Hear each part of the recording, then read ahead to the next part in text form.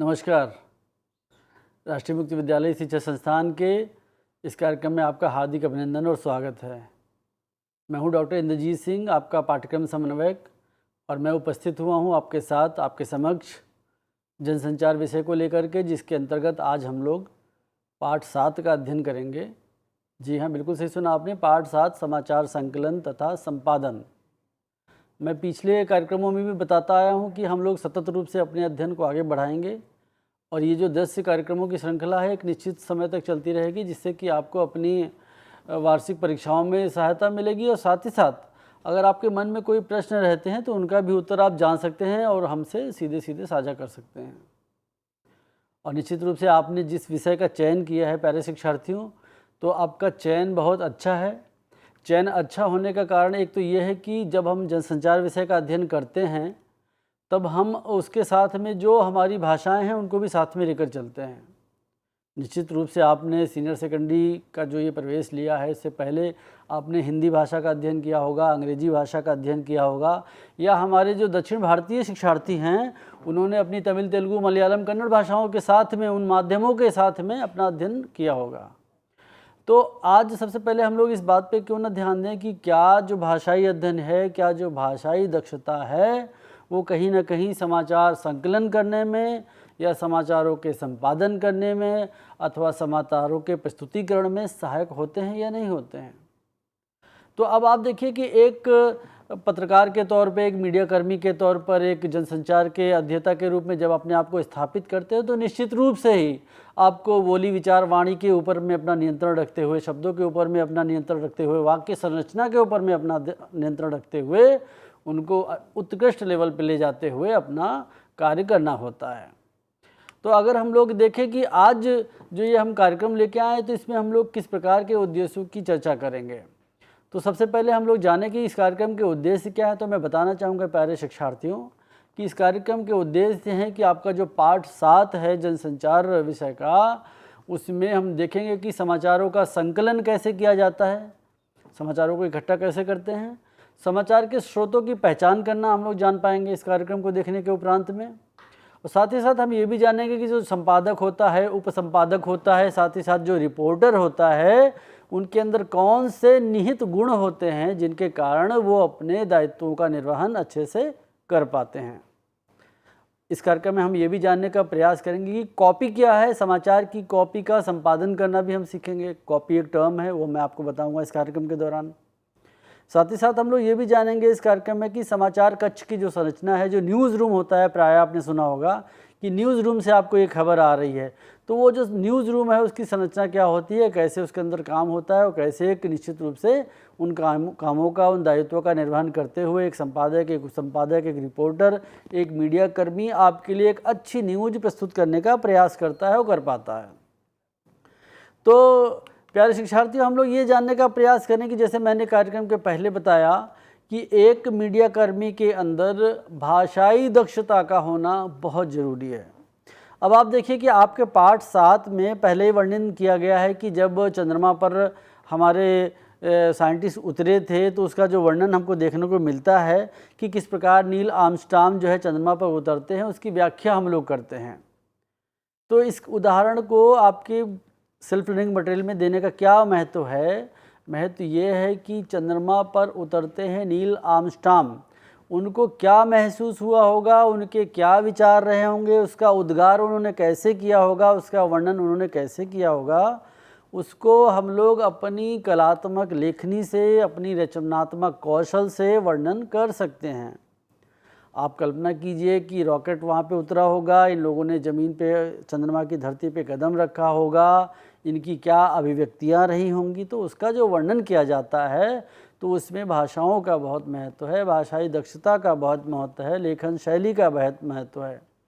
तो इससे पहले कि इस कार्यक्रम में हम और आगे बढ़ें तो निश्चित रूप से आप ये बात अपने मन में बैठा लीजिए कि एक मीडिया कर्मी के तौर पर जब अपने आप को स्थापित करते हैं प्यारे शिक्षार्थियों, तो आपके अंदर किसी एक भाषा की दक्षता, एक भाषा का कौशल, एक भाषा की लेखन शैली इतनी प्रभावी और इतनी अच्छी होनी चाहिए, उसकी वाक्य संरचना इतनी अच्छी और प्रभावी होनी चाहिए, शब्द विस्तार इतना अच्छा होना चाहिए कि आप जो बात जिस ढंग से जिस परिप्रेक्ष्य में कहना चाहते हैं उसको कह सकें, और कहने के उपरांत जिसके लिए, जिस प्रापक के लिए, जिस रिसीवर के लिए वो बात कही गई है वो उस बात को ठीक उस स्तर तक समझ सके जिस स्तर तक आपने उस संदेश को कूटबद्ध करके पहुंचाने का प्रयास किया है।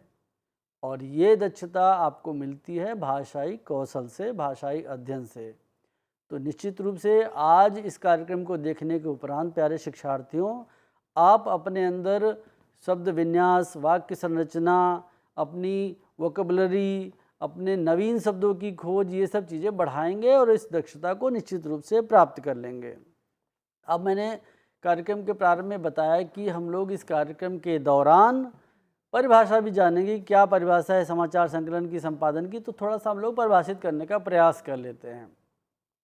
तो मैं परिभाषा के तौर पर आपको बताना चाहूँगा प्यारे शिक्षार्थियों कि अगर हम लोग इसको परिभाषित करने का प्रयास करते हैं तो हम पाते हैं कि समसामयिक घटनाक्रम से जुड़े तथ्यों या किसी समाचार के लिए आवश्यक संबंधित सामग्री के संकलन को रिपोर्ट कहते हैं। एक बार मैं पुनः दोहराता हूँ, समसामयिक घटना, जो घटनाक्रम हमारे आसपास घटित हो रहा है, जो भी घटनाएं आप देखते हैं, चाहे टेलीविज़न पे देखें, चाहे समाचार पत्रों में देखें जिनकी रिपोर्टिंग की जा रही है, उनसे जुड़े हुए तथ्यों, फैक्ट्स, कि उस घटनाक्रम के क्या फैक्ट्स हैं। फैक्ट वर्ड बहुत इंपॉर्टेंट है यहाँ पे शिक्षार्थियों। फैक्ट का मतलब है सीधे सीधे कि आपको अपने शब्दों को या अपने विचारों को उसमें नहीं रखना है, आपको सिर्फ वो ही लिखना है जितना कि आपने देखा है, जितना कि आपके स्रोतों ने आप तक पहुंचाया है, और जो तथ्य प्रमाण के साथ आपके समक्ष उपस्थित हैं उनको ही आप दर्शाएंगे, तभी वो अच्छी रिपोर्टिंग मानी जाएगी। तो एक बार मैं पुनः दोहराता हूँ कि समसामयिक घटनाक्रम से जुड़े तथ्यों या किसी समाचार के लिए आवश्यक संबंधित सामग्री के संकलन को रिपोर्टिंग कहते हैं। आप टेलीविज़न पे देखेंगे कि दुनिया भर के रिपोर्टर फील्ड में काम कर रहे हैं। आप समसामयिक घटनाक्रम को ले लीजिए, आज मुंबई में जो घटित हो रहा है, देखिए कि स्पेशल टीम्स गई हैं दिल्ली से, विभिन्न चैनलों से, 6 पत्रकार, 8 पत्रकार यहाँ से गए हैं। क्यों? क्योंकि उस घटनाक्रम की महत्वपूर्णता इतनी अधिक है, वो इतना महत्वपूर्ण है कि उस पर रिपोर्टिंग करनी बहुत आवश्यक है। और जो मैंने शब्द यूज किया है समसामयिक, उस घटनाक्रम का समसामयिकता इतना अधिक है कि उसको रिपोर्टिंग करना अति आवश्यक है, उससे जुड़े हुए तथ्यों को ढूंढना बहुत ज़रूरी है। तो ये तो हो गई एक परिभाषा। दूसरा मैं आपको बताता हूँ कि रिपोर्टिंग का कार्य जो है साक्षात्कार के माध्यम से, खोज के माध्यम से और अवलोकन के माध्यम से किया जाता है। रिपोर्टिंग का कार्य साक्षात्कार के माध्यम से, साक्षात्कार का मतलब आप जानते ही इंटरव्यू लेना होता है कि हम आपके प्रत्यक्ष बैठ गए और आपसे बात कर ली। मैं एक अपना उदाहरण देता हूँ राष्ट्रीय मुक्त विद्यालय शिक्षा संस्थान का, कि जब आप लोग हमारे केंद्रों पर जाते हैं पर्सनल कॉन्टैक्ट प्रोग्राम के लिए, तो आप उसको भी एक तरीके से साक्षात्कार मान सकते हैं। कि जैसे आपको मान लीजिए जनसंचार विषय की कोई समस्या है, किसी पाठ के किसी विशेष भाग में आपको कोई दिक्कत आती है, तो आप सैटरडे संडे में हमारे एआई पहुंच जाते हैं और वहां जो भी शिक्षिका या जो भी शिक्षक आपके लिए है उससे बातचीत करते हैं। तो आप देखिए कि शिक्षक महोदय आपके सामने बैठी हैं, आप इधर बैठ जाते हैं, दोनों लोग पूछते हैं कि मैडम मुझे ये समस्या है, आप इसका बता दीजिए, इसका उत्तर बता दीजिए, मैं ये कर नहीं पा रहा हूँ। तो ये भी एक तरीके से देखिए रिपोर्टिंग हुई कि आपने साक्षात्कार के माध्यम से उन तथ्यों को जान लिया। मैं फिर रिपीट कर रहा हूँ, आपने प्रत्यक्ष साक्षात्कार के माध्यम से उन तथ्यों को जान लिया है जिनकी जानकारी आपको नहीं थी या आपको समझ में नहीं आया था। तो रिपोर्टिंग का कार्य साक्षात्कार के माध्यम से होता है, खोज के माध्यम से होता है और अवलोकन के माध्यम से होता है। अब खोज के माध्यम से कैसे होता है? हम लोग कहते हैं खोजी पत्रकारिता, इन्वेस्टिगेटिव जर्नलिज्म। अब खोजी पत्रकारिता में पत्रकार खोज कैसे करता है? तो पत्रकार खोज करता है रिपोर्टिंग के दौरान कि एक तथ्य को पकड़कर, एक सिरे को पकड़कर, एक बीट को पकड़कर, एक फैक्ट को पकड़कर, एक बिंदु को पकड़कर वो उसी दिशा में आगे बढ़ने का प्रयास करता है जिधर वो न्यूज़ स्टोरी जा रही होती है। जिस घटनाक्रम के हिसाब से वो घटना घटी होगी, उसी संभावना के आधार पर वो रिपोर्टर उस दिशा की ओर बढ़ता है और निश्चित रूप से उस खोज को कर लेता है जिसके के लिए उसने अपने दिमाग में एक खाका बनाया था कि ये घटना घटित हुई है, तो निश्चित रूप से इसका ये कारण हो सकता है और ये उसके अनुभव के हिसाब से वो कर पाता है, उसके जो जीवन पर्यंत उसने रिपोर्टिंग की है उसका जो उसको विशेष अनुभव है उसके आधार पर वो कर पाता है।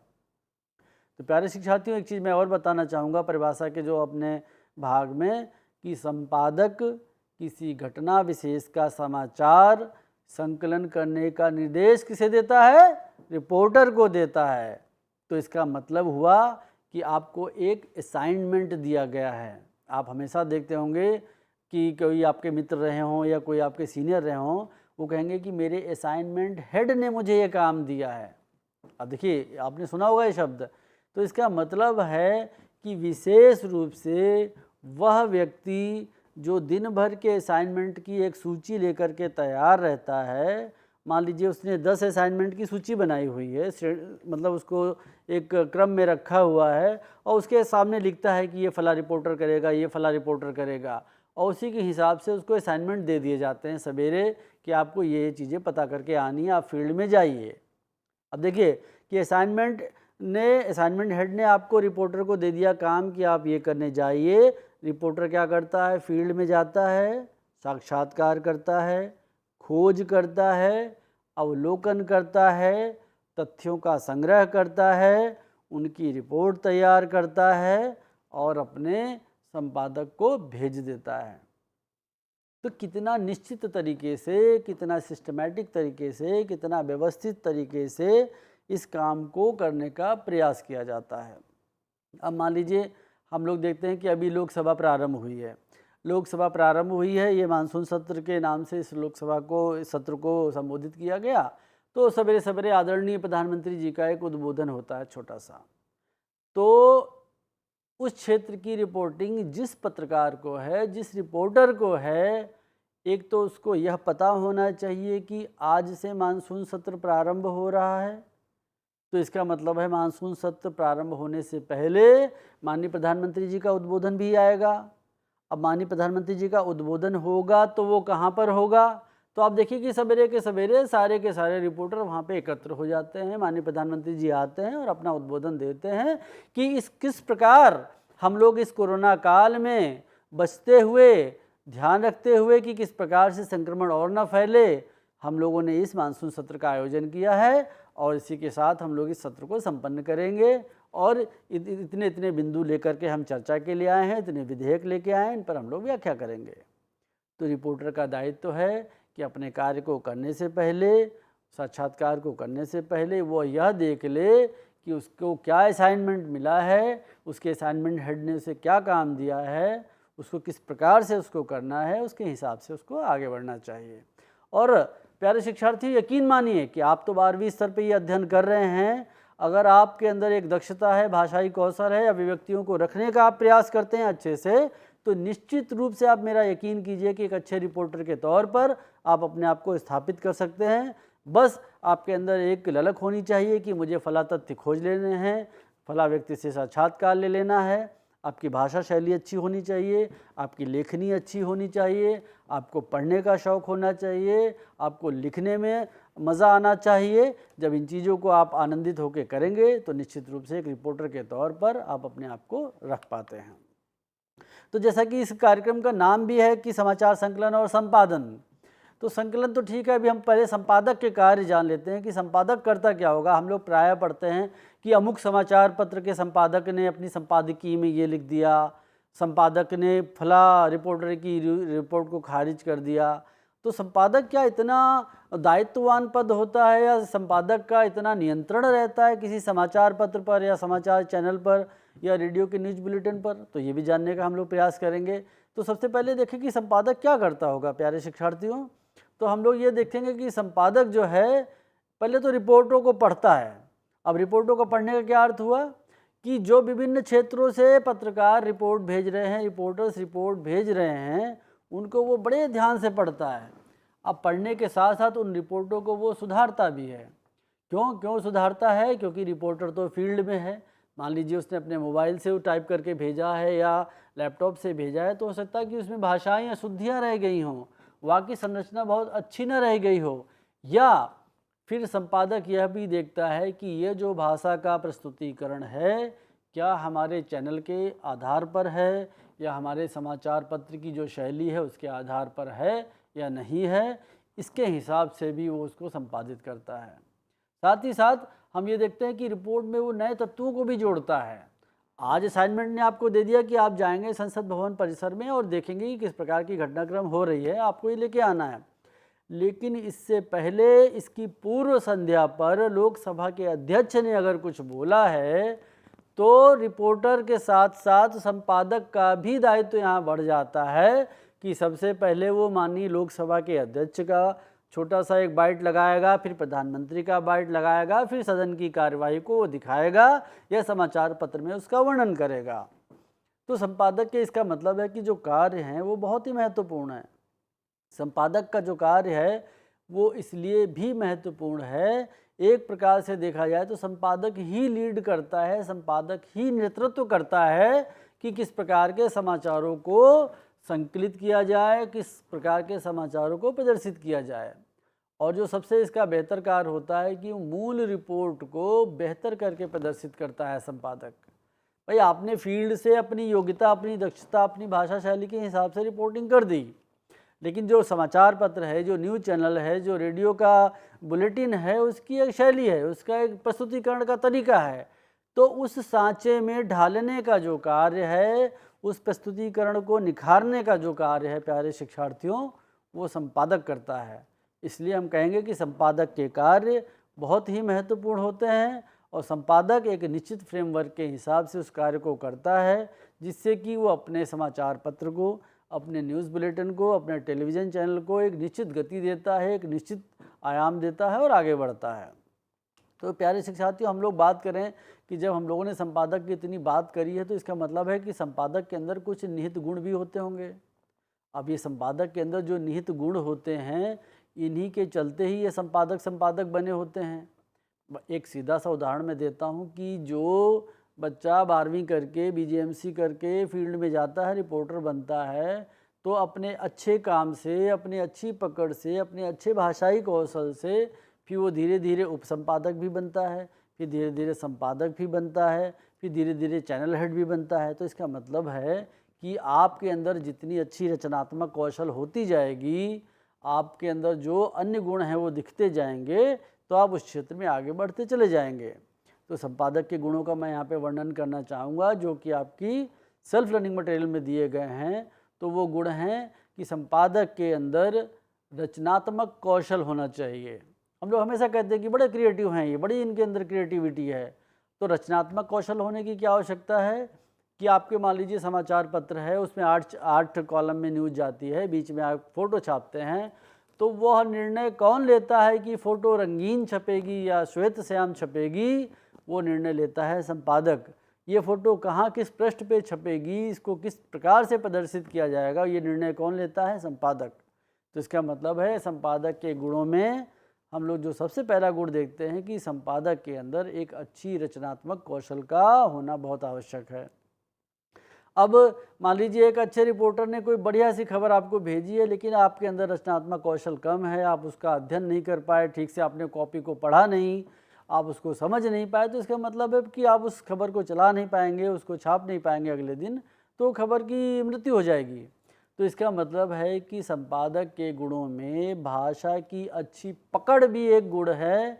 अगर भाषाई दक्षता आपके अंदर है तो आप बहुत अच्छे से उन भावनाओं को समझ जाएंगे जिस भावना के अंतर्गत किसी रिपोर्टर ने किसी खबर को रिपोर्ट किया है और भेजा है, और उसकी भावनाओं को समझते हुए एक अच्छी भाषा संतुलन के साथ आप उस खबर को संपादित करके अखबार के लिए या टेलीविज़न के लिए या रेडियो के लिए आप प्रस्तुत करेंगे। और आजकल सिर्फ इन तीन, ये जो पारंपरिक हमारी मीडिया हैं तीनों, अखबार है, चाहे टेलीविज़न है, चाहे रेडियो है, इनसे आगे आजकल हम लोग न्यू मीडिया पे बहुत जोर देते हैं। अब जब न्यू मीडिया पे जोर देते हैं तो इसका मतलब है कि कोई भी बच्चा जो अपने जेब में मोबाइल लेके चल रहा है, 1 GB डेटा लेकर के चल रहा है, वो भारतवर्ष में हो रही सभी खबरों को लेकर के, वैश्विक स्तर पे हो रही सभी खबरों को लेकर के कभी भी वो खबर देख सकता है विभिन्न प्रकार के वेबसाइट्स के माध्यम से, पोर्टल्स के माध्यम से। तो समाचार के गुणों का अगर हम आज के परिप्रेक्ष्य में वर्णन करें तो हम ये पाएंगे कि एक अच्छी भाषा की पकड़ के साथ साथ जिस रचनात्मक कौशल का हमने बात किया है वो भी उसके अंदर होना चाहिए। क्यों होना चाहिए? क्योंकि आप विभिन्न प्लेटफॉर्म्स पे जा रहे हो, विभिन्न माध्यमों के द्वारा पहुंच रहे हो, तो अगर वो माध्यम आप सही से उनकी समझ नहीं होगी तो आप अपनी कॉपी में सुधार नहीं ला पाएंगे। तो मेरा कहने का मतलब ये हुआ कि कॉपी में सुधार की समझ भी संपादक का एक निहित गुण होता है। अब कॉपी में सुधार कैसे होगा? मैंने फिर बताया कि रिपोर्टर ने आपको कोई चीज़ भेज दी है, आपको अच्छी समझ होनी चाहिए, भाषाई दक्षता होनी चाहिए कि मैं इसको संपादित करके छोटा कर लेता हूँ, या इसको और विस्तार दिए जाने की संभावना है, इसको मैं थोड़ा सा बड़ा कर लेता हूँ, इसको मैं 3 कॉलम में छापने के हिसाब से बना लेता हूँ, या बहुत अच्छी खबर नहीं है तो सिंगल कॉलम के हिसाब से बना लेता हूँ। न्यू मीडिया पे जाना है तो इसको मैं पेज अच्छा सा पूरा बना लेता हूँ, रंगीन पेज बनाऊँगा, फ़ोटो भी बनाऊँगा। तो ये सारे गुण जो हैं, ये सारी डिसीजन जो हैं, ये निर्णय जो हैं, ये संपादक को लेने पड़ते हैं। संपादक इन्हीं के हिसाब से कॉपी में सुधार करता है, इसलिए उसको कॉपी में सुधार की समझ भी होनी चाहिए और साथ ही साथ समाचार के मूल्यों की समझ भी होनी चाहिए संपादक को। अब समाचार के मूल्यों का वर्णन हमने पिछले कार्यक्रम में किया था कि किस प्रकार से समाचारों में स्पष्टता होनी चाहिए, किस प्रकार समाचारों में वस्तुनिष्ठता होनी चाहिए, किस प्रकार से समाचार समसामयिक होने चाहिए। तो अगर इन मूल्यों का अध्ययन हमने किया है, इन मूल्यों को अपने जीवन में हमने उतारा है, तो निश्चित रूप से हम समाचार के मूल्यों को समझते हुए उनके साथ आगे बढ़ेंगे और एक अच्छी रचनात्मक कौशल के साथ में अपने समाचारों को संपादित कर पाएंगे। तो शिक्षार्थियों, ये तो बात हो गई संपादक की। अब हम लोग बात कर लेते हैं थोड़ी सी समाचारों के संकलन की, क्योंकि निश्चित रूप से जो रिपोर्टिंग है वो उसका बहुत ज़्यादा महत्व होता है, क्योंकि फील्ड में जितनी भी घटनाएं घटित हो रही हैं, आपके क्षेत्र में जितनी भी घटनाएं घटित हो रही हैं, उनकी जानकारी अगर आप तक नहीं पहुंचेगी तो आप चाहे कितने भी अच्छे संपादक हों, आप उसको नहीं ढंग से प्रस्तुत कर पाएंगे। तो इसका मतलब है कि समाचार संकलन का महत्व समाचार संपादन के परिप्रेक्ष्य में बराबर ही है। अब हम लोग देखते हैं कि किस प्रकार से किन टर्म्स का प्रयोग हमने अपनी सेल्फ लर्निंग मटेरियल में किया है। तो हम लोग देखते हैं कि हम लोगों ने अपने सेल्फ लर्निंग मटेरियल में लिखा है कि न्यूज़ रिपोर्ट को न्यूज़ स्टोरी भी कहते हैं। अब आप देखिए टेलीविज़न पे आप हमेशा आएगा कि ये स्टोरी चल रही है, ये स्टोरी चल रही है, अब मुंबई की स्टोरी चल रही है, फला घटना की स्टोरी चल रही है। तो जो न्यूज़ रिपोर्ट बनाता है रिपोर्टर, उसको हम लोग न्यूज़ स्टोरी भी कहते हैं। और न्यूज़ स्टोरी तथ्यों पे आधारित होती है, मतलब कपोल कल्पना नहीं होती है, फैक्ट्स के ऊपर में आधारित होती है। और जो न्यूज़ स्टोरी है वो घटित घटनाओं की एक रिपोर्ट होती है, एक लिखित रिपोर्ट होती है, जिस पे लिखे गए प्रत्येक शब्द के लिए संबंधित रिपोर्टर जिम्मेदार होता है। आपने कई बार देखा होगा रिपोर्टरों को गलत रिपोर्टिंग के लिए जेल तक जाना पड़ता है। फिर मैं कहना चाहूँगा कि रिपोर्टर द्वारा पाठक दर्शक के लिए स्टोरी का प्रस्तुतिकरण भी करना होता है कि वो उसको और अच्छे ढंग से प्रस्तुत करे, जिससे कि उसकी रिपोर्ट को अच्छे से लिया जाए, अच्छे से देखा जाए। साथ ही साथ विभिन्न स्रोतों से समाचारों का संकलन करना चाहिए। अब ये जो विभिन्न स्रोतों की हम लोग बात करते हैं, इनका मैं एक बार पुनः वर्णन करना चाहूँगा कि ये स्रोत कौन कौन से हो सकते हैं। पिछले कार्यक्रम में हमने थोड़ा बताने का प्रयास भी किया था कि कुछ तो हमारे स्थानीय स्रोत होते हैं, कुछ राज्य स्तर के स्रोत होते हैं। हम लोग मान लीजिए किसी घटनाक्रम में आगे बढ़ते हैं तो सबसे पहले मान लीजिए अगर हम लोग अपराध की बात करें, अपराध पत्रकारिता की बात करें, तो अगर आपके क्षेत्र में, जिस क्षेत्र की आप रिपोर्टिंग कर रहे हैं, उस क्षेत्र में कोई घटना घटित होती है तो सबसे पहले आप कहाँ जाएंगे? आप सबसे पहले 2 जगह जा सकते हैं जहाँ पर वो घटना घटित हुई है। एक तो वो स्थान, दूसरा पुलिस स्टेशन। इसका मतलब है पुलिस स्टेशन जाएंगे तो आपको तथ्यपरक एक रिपोर्ट मिल जाएगी, पुलिस का बयान मिल जाएगा, पुलिस की FIR मिल जाएगी, पुलिस की समीक्षा मिल जाएगी, पुलिस के द्वारा संकलित साक्ष्य मिल जाएंगे, जिनके आधार पर आप रिपोर्टिंग कर सकते हैं। दूसरा, जो मैंने खोजी पत्रकारिता की बात की थी, अगर आप सीधे सीधे उस घटना स्थल पे जाएंगे तो एक समाचार को एंगल देते हुए आप आगे बढ़ेंगे। प्यारे शिक्षार्थियों, बहुत अच्छी और सार्थक चर्चा चल रही है। हम लोग समाचार संकलन पे और अच्छी बात करेंगे और एक छोटे से अंतराल के बाद हम लोग पुनः उपस्थित होंगे। तो इस अंतराल के बाद फिर से मिलते हैं। प्यारे शिक्षार्थियों, एक बार पुनः आपका स्वागत है इस कार्यक्रम में। और हम लोग बहुत ही अच्छी चर्चा कर रहे हैं अपने पाठ 7 पर, और हम लोग जान रहे हैं समाचारों का संकलन कैसे होता है और संपादन कैसे होता है। और निश्चित रूप से ये जो पाठ 7 है हमारे पूरे पाठ्यक्रम का, पूरे हमारे सेल्फ लर्निंग मटेरियल का सबसे महत्वपूर्ण पाठ है। मैं शुरू से बता रहा हूँ कि अगर इस पाठ का अध्ययन हम लोग बिल्कुल सटीकता से, बिल्कुल अच्छे से कर लें तो निश्चित रूप से ये ऐसा पाठ है कि जो आपके सभी पाठों में पूरक का काम करता है। इसके अंतर्गत जो भी तथ्य बताए गए हैं, जो भी कंटेंट दिया गया है, वो अन्य पाठों के लिए भी लागू होता है। चाहे हम लोग रेडियो की बात करेंगे, टेलीविज़न की बात करेंगे, न्यू मीडिया की बात करेंगे, एडवर्टाइजिंग की बात करेंगे या जनसंपर्क की बात करेंगे, तो इस पाठ को मुझे लगता है कि आपको बहुत अच्छे से पढ़ना चाहिए और बहुत अच्छे से इसका अध्ययन करना चाहिए। हम लोग बात कर रहे थे कि विभिन्न प्रकार के स्रोतों से हम लोग समाचारों का संकलन करते हैं। बहुत सारी घटनाक्रम मैंने बताई भी थी। मैंने पार्लियामेंट का भी जिक्र किया कि इस प्रकार से मानसून सत्र प्रारंभ हुआ है, मानसून सत्र की जो भी रिपोर्टिंग हो रही है वो किस प्रकार से हो रही है। ठीक है, तो इसके आगे हम लोग बढ़ते हैं। जो मुख्य रूप से हम लोग हमेशा कहते हैं कि ये सोर्सेज हैं, इन सोर्सेज से हमको खबर मिलती है हमारे स्रोतों के अनुसार। आपने हमेशा देखा हो टेलीविज़न में लिखा होगा कि कोई बयान लिखा होगा, फिर लिखा होगा डैश करके स्रोत, सूत्र। अब वो कौन से सूत्र हैं जिन्होंने एक निश्चित तौर पर किसी घटनाक्रम के लिए एक बयान दे दिया है और वो बयान सत्य भी होता है। आप देखिए ना कि किसी पान वाले ने किसी पत्रकार को बताया है कि 1 घंटे पहले अमुक कार यहाँ पे थी, तो वो पत्रकार कैसे उस पर विश्वास कर लेता होगा कि वाकई वो कार यहाँ पर थी और इस पर पान वाले ने देखा होगा। तो इसका मतलब है कि रिपोर्टिंग के दौरान जो भी रिपोर्टर हैं, जो भी हमारे पत्रकार बंधु हैं, जो भी संवाददाता हैं, उनको ये ध्यान में रखना चाहिए कि जो समाचार के विभिन्न स्रोत हैं उनको हम लोग इतनी प्रखरता से, इतनी सच्चाई से, इतने स्थायित्व के साथ चयन करें, इतने अच्छे से उनको बनाएं, इतने अच्छे से उनसे समन्वय करें कि उनके द्वारा बोला गया प्रत्येक शब्द, प्रत्येक वाक्य हम कहीं भी किसी भी तरीके से प्रस्तुत करें तो वो झूठा साबित ना हो।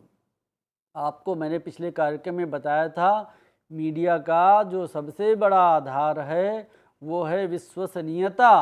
आज भी भारतवर्ष में समाचार पत्रों को, न्यूज़ों को, दूरदर्शन के समाचारों को हम लोग एक आधार मान के चलते हैं कि फला खबर मैंने देखी है तो इसका मतलब है कि उस खबर के दौरान जो भी तथ्य कहे गए हैं, जो भी जानकारी दी गई है, जो भी सूचना दिया गया है, जो भी ज्ञान दिया गया है, वो निश्चित रूप से सत्य ही होगा।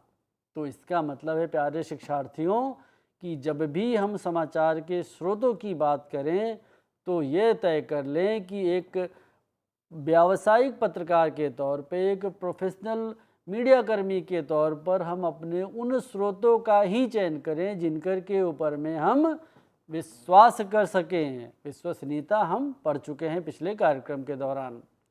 तो समाचार के कौन कौन से विभिन्न स्रोत होते हैं या हो सकते हैं, उनका हम लोग छोटा सा अध्ययन कर लेते हैं। शिक्षार्थियों, समाचार के स्रोत होते हैं सुनना, घटना को कवर करना, जहाँ पे घटना घटित है ऑब्वियसली आप वहाँ पे जाके उसको कवर करेंगे। संवाददाता सम्मेलन, आपने हमेशा देखा होगा कि प्रेस कॉन्फ्रेंसेस होती रहती हैं, सारे पत्रकार वहाँ पे गैदर होते हैं और उसमें समाचारों को लेकर के आते हैं। रिपोर्ट, वक्तव्य यानी स्टेटमेंट, आप देखते हैं कि आज विभिन्न प्रकार के सोशल नेटवर्किंग साइट्स पर या विभिन्न प्रकार के पोर्टल्स का प्रयोग करके लोग वक्तव्य दे रहे हैं, स्टेटमेंट दे रहे हैं। हम कहते हैं ना कि हमको ये इनका ट्विटर प्राप्त हुआ है तो ट्विटर को कोट किया जाता है। अभी मैंने संसद का आपको उदाहरण दिया है कि समाचार के स्रोत के तौर पे संसद और विधानसभा को भी हम लोग रखते हैं। साथ ही साथ जो मुख्य रूप से अपराध के जो समाचार हैं उनके लिए पुलिस भी एक सूत्र का काम करती है, वो भी एक स्रोत होते हैं हमारे। और जो सबसे आधारभूत जो स्रोत है वो है साक्षात्कार। साक्षात्कार, विश्वास करिए प्यारे शिक्षार्थियों, एक ऐसा समाचार का स्रोत है, एक ऐसी विधा है जो आप भाषाओं में भी पढ़ते हैं, एक ऐसी विधा है जो प्रत्यक्ष रूप से आपको किसी एक बिंदु पे केंद्रित होकर के जानकारी देने का प्रयास करती है। अब हम लोग सबसे पहले बात करते हैं सुनने के ऊपर में। तो एक रिपोर्टर जो दिन भर फील्ड में रहता है, 4 जगह पे चाय पीता है, दोपहर का खाना खाता है, 4 अन्य पत्रकारों से मिलता है, लोगों से बातचीत करता है, उस घटनाक्रम से जुड़े हुए लोगों से जो परोक्ष रूप से जुड़े हैं उनसे भी बात करता है, जो अपरोक्ष रूप से जुड़े हैं, अप्रत्यक्ष रूप से जुड़े हैं उनसे भी बात करता है, उनकी बातों को सुनता है, समझता है, मनन करता है, फिर उसके हिसाब से उसके आधार पर एक अपनी रणनीति बनाता है कि किस प्रकार से हमको आगे बढ़ना चाहिए। अब इस सुनने के दौरान जिन लोगों से वो मिलता है, सुनने का अर्थ है कि जिन लोगों से दिन भर में वो मिलता है, अगर उसको लगता है कि कोई व्यक्ति कुछ फैक्ट दे रहा है, कुछ तथ्य दे रहा है, तो वो उसका चित्र भी ले सकता है, उसकी बातचीत को रिकॉर्ड भी कर सकता है, उसकी ध्वनि को रिकॉर्ड कर सकता है, उसका वीडियो बना सकता है उसकी सहमति के अनुसार। तो समाचारों का जो जो पहला और सबसे महत्वपूर्ण स्रोत है वो है सुनना। समाचारों का जो दूसरा स्रोत है वो है किसी घटना को कवर करना। घटना को कवर करने का मतलब है आपको एक लीड पॉइंट मिल गया है, आप उस लीड पॉइंट के सहारे आगे आगे आगे बढ़ते चले जाते हैं, पूरी घटना को कवर कर लेते हैं। लीड पॉइंट का मैं उदाहरण दे देता हूँ। मैंने अभी पहले भी बताया कि मान लीजिए मानसून सत्र प्रारंभ हो रहा है, सवेरे सवेरे माननीय प्रधानमंत्री जी का वक्तव्य होता है, उस वक्तव्य के बाद सदन प्रारंभ होता है, सदन में कुछ व्यक्तियों के सम्मान में शोक भी व्यक्त किया जाता है, सदन में आगे आने वाले विधेयकों पर, आगे आने वाले कानूनों पर बातचीत होती है। इस प्रकार से कि पूरी घटना का एक 1 टू लेकर के अंत तक एक चित्रण होता है, उस घटना को कवर करके आपको अपने संवाददाता के साथ समन्वय रखते हुए अपने संपादक को भेज देना होता है। तो समाचारों के जो स्रोत हैं वो घटनाओं को कवर करना भी है, और सो जो जो आजकल मुख्यतः प्रयोग में आता है वो होता है संवाददाता सम्मेलन।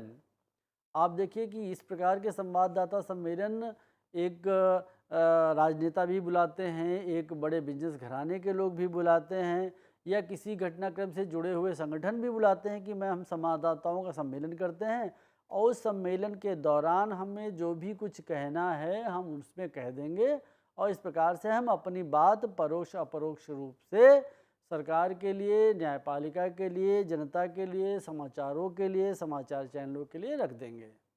तो समाचारों के मुख्य स्रोत के रूप में समाचार के सम्मेलन जो होते हैं, संवाददाता सम्मेलन, वो भी होते हैं। रिपोर्ट होती है, वक्तव्य होते हैं, वो हम लोग पहले चर्चा कर चुके हैं। वक्तव्य का मतलब है स्टेटमेंट, किसी का स्टेटमेंट ले आना, चाहे वो माइक लगा के आप सीधे कैमरे पे रिकॉर्ड कर लें, या अपने रेडियो के लिए रिकॉर्ड कर लें, या एक छोटा सा चित्र खींच लें उसका और उसकी बातों को लिख कर न्यू मीडिया के लिए आप सहेज कर रख लें। स्रोतों के रूप में हम लोग संसद, विधानसभा या जो अन्य महत्वपूर्ण कार्यालय हैं उनका भी प्रयोग करते हैं। संसद और विधानसभाओं के साथ साथ मान लीजिए हम लोग हाई कोर्ट, सुप्रीम कोर्ट की बात करते हैं प्यारे शिक्षार्थियों, तो आप हमेशा ये देखेंगे कि कोई भी पत्रकार हमारी जो माननीय न्यायालय हैं उनके अंदर जा कर के कभी रिपोर्टिंग नहीं करता है। क्यों? क्योंकि उनके नियम है कि आप हमारे परिसर से बाहर रह कर के अपने सूत्रों के माध्यम से ही घटनाओं को जान सकेंगे, या फिर जितना एक जनसंपर्क अधिकारी या कोई संबंधित पत्रकार या संबंधित वकील कहता है उसकी घटनाक्रम को आप उसको लिख पाएंगे और आगे बढ़ा पाएंगे। और मुख्य रूप से जो अपराध की जो घटनाएं होती हैं उसके लिए पुलिस सूत्र होते हैं। आप निश्चित रूप से किसी थाने में जाइए, किसी कोतवाली में जाइए, SHO से बात करिए, किसी घटनाक्रम की बात करके उस पर अपनी समीक्षा लिखिए, और अपने संवाददाता अपने के साथ में तालमेल करते हुए अपने संपादक को वो चीज़ भेज दीजिए। और जो मुख्य रूप से हम लोग बात करेंगे साक्षात्कार की, साक्षात्कार मैंने पहले भी कहा है कि सीधे सीधे जो संबंधित घटना से जुड़ा हुआ व्यक्ति है उसके साथ में बैठ करके किसी एक निश्चित क्वेश्चनार के हिसाब से, प्रश्नावली के हिसाब से आप साक्षात्कार कर लें तो आपको पता चल जाएगा कि इस घटना के दौरान क्या क्या घटित हुआ होगा, कैसे ये घटनाक्रम आगे बढ़ा होगा, और क्या क्या आपको आगे लीड करता है। मतलब एक होता ना कि स्टोरी के लिए लीड मिलती है हमको कि हमको इस दिशा की ओर जाना है। आप हमेशा देखते होंगे कि कहानी का रुख मुड़ गया है, कहानी यहाँ से यहाँ चली गई है, अब मुंबई से बात आगे बढ़कर गोवा तक पहुँच गई है, गोवा में भी कुछ लोगों को पकड़ा गया है। तो देखिए कहानी का एक रुख होता है, वो रुख कैसे होता है कि जब पत्रकार एक निश्चित रूप से धारणा बनाता है कि इस घटनाक्रम के साथ ये लोग भी, ये संस्था भी, ये समूह भी जुड़े हो सकते हैं, तो वो उन तक पहुंचने का प्रयास करता है।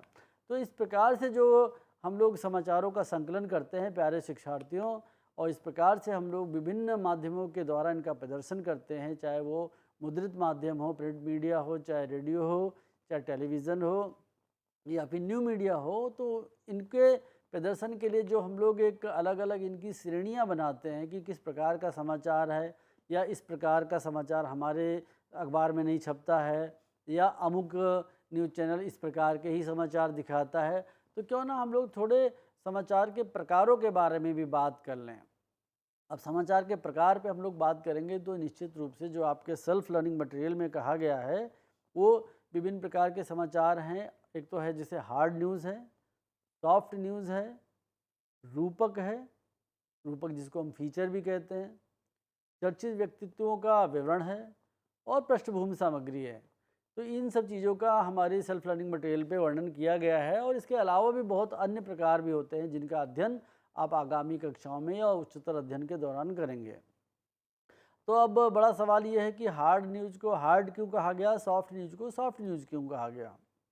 अब हार्ड न्यूज़ क्यों हार्ड होती है? हार्ड ऐसे होती है कि किसी घटनाक्रम में, मान लीजिए हम लोग एक ट्रेन दुर्घटना का उदाहरण यहाँ पे लेते हैं कि आज प्रातः कोई रेलगाड़ी की दुर्घटना हो जाती है, उसमें 100 के करीब यात्रीगण मारे जाते हैं, तो निश्चित रूप से यह हार्ड न्यूज़ है। या मान लीजिए कि नाइजीरिया के किसी प्रदेश में कोई बड़ा दंगा हो जाता है, या स्वीडन में कोई दंगा हो जाता है, तो उसको जब आप प्रकाशित करते हैं या अपने न्यूज़ चैनल पे लेते हैं तो वो एक तरीके से हार्ड न्यूज़ होती है। क्योंकि हार्ड न्यूज़ का मतलब है कि एक ऐसा घटनाक्रम जिसको पढ़ने के बाद, देखने के बाद जनमानस में एक निश्चित रूप से मानवीय संवेदनाएं जग जाएं, और उन संवेदनाओं के चलते वो ये समझ पाएँ कि अमुक क्षेत्र में कोई बहुत बड़ी घटना हो गई है जिसका कि प्रभाव उस क्षेत्र के जनमानस पर भी पड़ेगा। तो उसको हम लोग प्यारे शिक्षार्थियों हार्ड न्यूज़ की तरह भी वर्णित कर सकते हैं। दूसरा है सॉफ्ट न्यूज़। सॉफ्ट न्यूज़ ये है कि मान लीजिए हम लोग चर्चा करते हैं कि हमारा जो इसरो है, इसरो ने एक विशेष प्रकार का यान भेजा है चंद्रमा पर, एक विशेष प्रकार का रॉकेट लॉन्च किया है जो कि चंद्रमा पर जाकर के यह पता करेगा कि किस प्रकार से हम लोग जो हमारा मोबाइल है उसके सिग्नल्स को और अधिक प्रखर कर पाएंगे, तेज कर पाएंगे कि हमको सभी क्षेत्रों पे कवरेज अच्छी मिल जाए। तो देखिए, एक इसरो संगठन हो गया, आप उस क्षेत्र के पत्रकार हो गए, आपने वहाँ के पीआरओ से बात कर ली, उस रॉकेट अभियान के बारे में पूछ लिया, उसकी प्रेस रिलीज ले ली, और उसको समाचार पत्र में इस प्रकार से आपने वर्णित करने का प्रयास किया कि पता चले भारतवर्ष में जो रॉकेट तकनीक है, जो हम लोग के चंद्रयान के जो अभियान हैं वो बहुत ही उच्च स्तर के हैं। हम लोग वैश्विक धरातल पर इस क्षेत्र में बहुत आगे हैं और लगभग नंबर 1 या 2 की स्थिति पे हमेशा बने रहते हैं। तो इसको हम कहेंगे कि सॉफ्ट न्यूज़ है। अब न्यूज़ के जो समाचार के जो हम लोगों ने मुख्य जो रूप से अध्ययन किया था कि जनसंचार का क्या उद्देश्य है, जनसंचार क्यों हम लोग करते हैं, तो उसमें देखो एक तो ये भी था कि हम लोग जानने के लिए करते हैं, न्यूज़ के लिए भी करते हैं और नॉलेज के लिए भी करते हैं। तो न्यूज़ जो है हमेशा आपके लिए अच्छी रहती है क्योंकि उसमें नवीनता का भाव होता है। आप हमेशा कुछ जानना चाहते हैं, कुछ सुनना चाहते हैं। तो जानने, सुनने, समझने के लिए अगर आपको न्यूज़ प्रस्तुत की जाती है तो हार्ड न्यूज़ के माध्यम से की जाती है, सॉफ्ट न्यूज़ के माध्यम से की जाती है। लेकिन कभी कभी आप देखें कि रूपक या फीचर के तौर पे भी प्रस्तुत की जाती है। अब रूपक या फीचर क्या होता है प्यारे शिक्षार्थियों, मैं ये बताने का प्रयास करता हूँ। अगले वर्ष जब आप 12वीं की कक्षा पास कर रहे होंगे, अप्रैल मई के बाद में, जून में जब आपका रिजल्ट आता है, उसी दौरान आप देखेंगे कि किसी बड़े हिंदी समाचार पत्र ने या किसी बड़े क्षेत्रीय समाचार पत्र ने एक फुल पेज पे छापा है कि जनसंचार के विद्यार्थियों के लिए फला फला फला फला कॉलेज विशेष रूप से फीस में रियायत दे रहे हैं, ये सुविधाएं दे रहे हैं, हॉस्टल मुफ्त रहेगा, इनकी लैब इतनी अच्छी है, और इनकी जो भारत में रैंकिंग है वो इस प्रकार से है। तो अब देखिए, ये एक तरीके से फीचर है कि हमने एक निश्चित टारगेट को ध्यान में रख कर के एक फीचर बना लिया, पूरा रूपक बना लिया, फीचर व्यक्तित्वों पर भी बनता है, उसके बारे में मैं अभी बताऊंगा।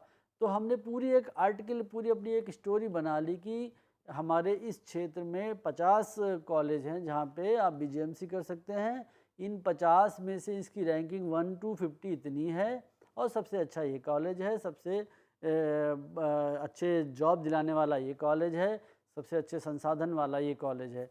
तो इससे इस रूपक या फीचर के साथ साथ जब आप अध्ययन करते हैं तो आपके अंदर एक अन्वेषण की शक्ति भी आती है, खोजने की शक्ति भी आती है कि कॉलेज तो सभी हैं, लेकिन इनको हम लोगों ने श्रेणीबद्ध कैसे किया है।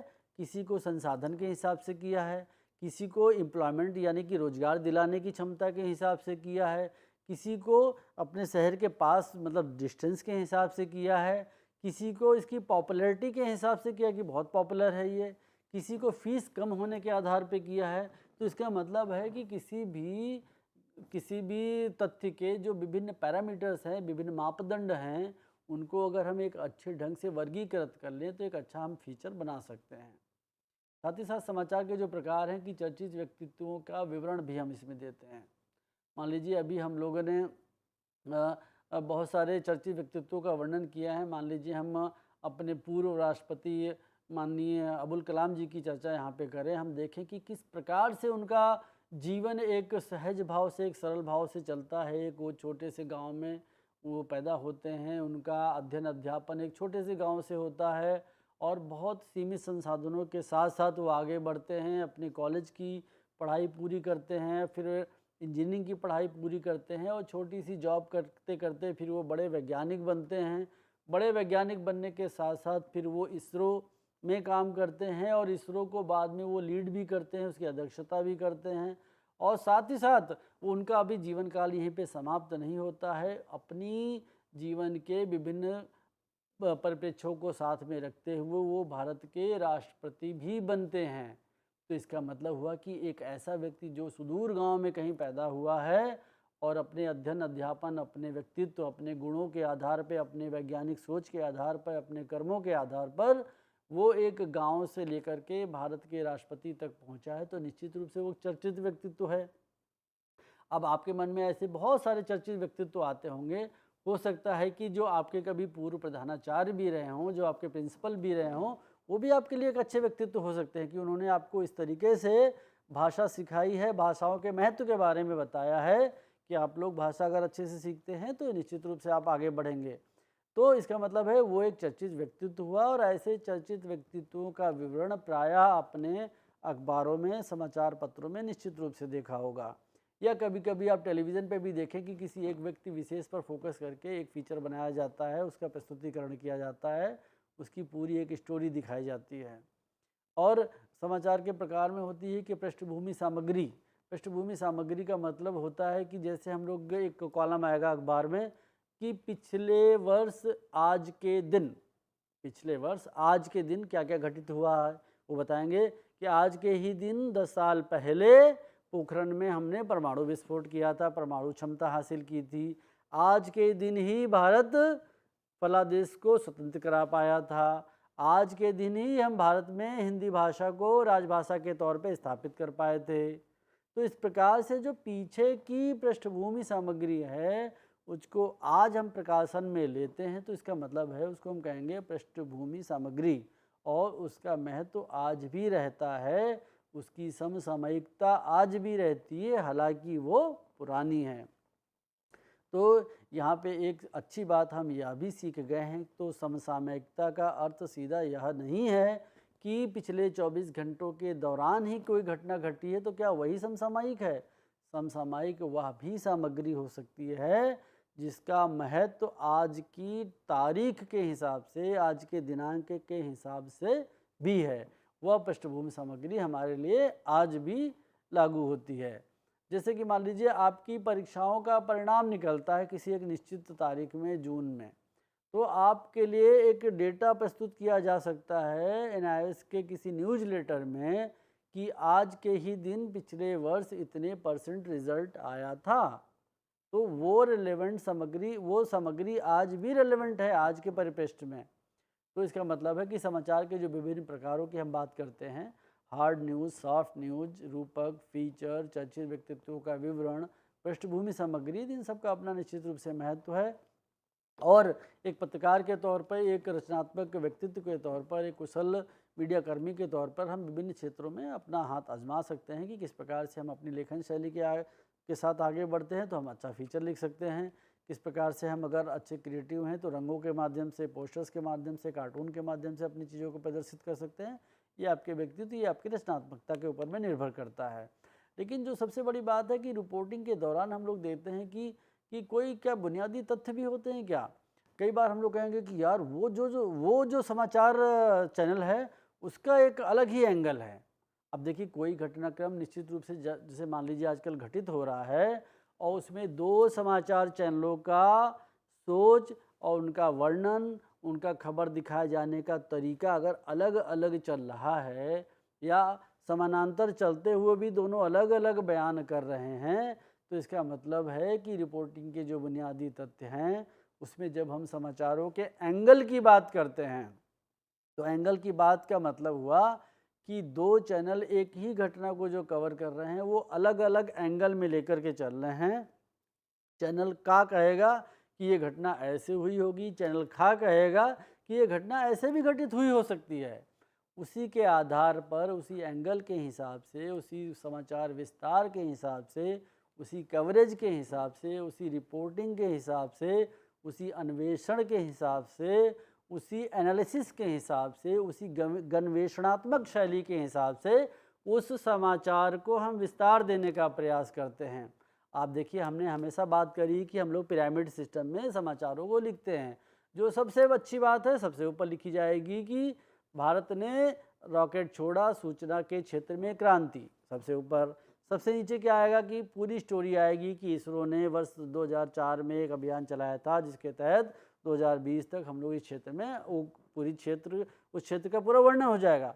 तो पिरामिड शेप में जब कभी हम समाचारों को प्रदर्शित करने का प्रयास करते हैं तो हम देखते हैं कि टॉप टू बॉटम हम पूरे तथ्यों को उसमें समाहित करने का प्रयास कर लेते हैं और कोई भी ऐसी घटनाक्रम, कोई भी ऐसा तथ्य, कोई भी ऐसा फैक्ट छूटने नहीं पाता है। सभी चीज़ों को हम उसमें साथ लेके चलते हैं।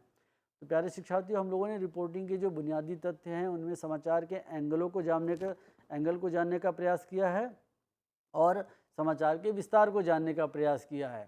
और इसके साथ साथ हम लोग देखें कि एक अच्छा समाचार क्या हो सकता है। हम लोग कहते हैं ना कि यार आज हमने ये न्यूज़ सुनी है, बहुत अच्छी है। तो वो अच्छा जो समाचार जो आपको अच्छा लगा, उस अच्छे समाचार के क्या गुण होते हैं जो कि आपने किसी समाचार पत्र में पढ़े हैं या किसी टेलीविज़न चैनल में देखे हैं। तो सबसे जो बड़ा गुण है वो है स्पष्टता, क्लैरिटी, कि मतलब आपने कुछ पढ़ा और आपने उसको ठीक वही समझा जो आपको समझाने का प्रयास उस रिपोर्टर, उस संपादक, उस अखबार, उस टेलीविज़न चैनल ने किया। तो इसका मतलब है जो कि हम लोग जनसंचार की परिभाषा पढ़ते हैं कि कोई भी कूट करके संदेश आप तक भेजा जाता है, उसको आप समझ जाते हैं, कोडिफाइड जो आपके पास संदेश आया है उसको समझ जाते हैं, उसका फीडबैक आप देते हैं कि हाँ ये बात हमें समझ में आ गई है।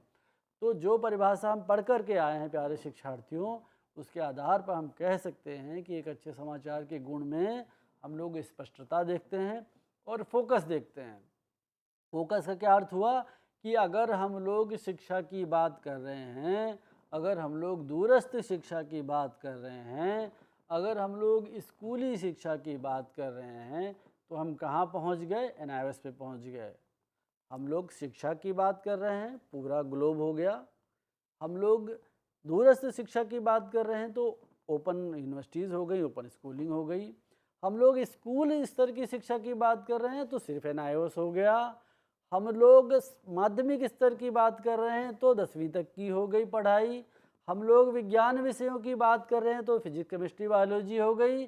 तो इसका मतलब है एक अच्छा समाचार अपने आप में इतना अच्छे से फोकस होता है कि वो आपको वहीं पर ले जाता है जहाँ पर आपको पहुँचना है, जहाँ पे उस लक्षित पाठक को, उस लक्षित श्रोता को पहुँचना है।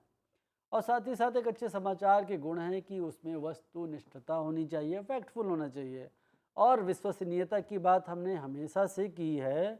अगर समाचार विश्वसनीय नहीं है तो निश्चित रूप से उसका कोई फ़ायदा नहीं है और कोई लाभ नहीं है। और हम देखें कि इन्हीं समाचारों को हम लोग ब्रेकिंग न्यूज़ के माध्यम से, एक्सक्लूसिव तथा स्कूप के माध्यम से भी पढ़ते हैं। अब एक्सक्लूसिव या स्कूप क्या होता है, हम लोग देखते हैं कि एक रिपोर्टर विशेष द्वारा जब कोई चीज़ कवर की जाती है, मतलब एक कोई स्पेसिफिक रिपोर्टर कोई चीज़ कवर करता है, तो हम लोग उसको एक्सक्लूसिव या स्कूप कहते हैं। और यही एक्सक्लूसिव या स्कूप जो है उस रिपोर्टर के लिए एक उपलब्धि भी होती है। हम लोग कहेंगे कि अरे ये काम उस रिपोर्टर ने किया, तो इसका मतलब है कि इससे उसके सम्मान में भी वृद्धि होती है। तो जो ब्रेकिंग न्यूज़ है, एक्सक्लूसिव है, स्कूप है, ये भी बहुत इंपॉर्टेंट होते हैं।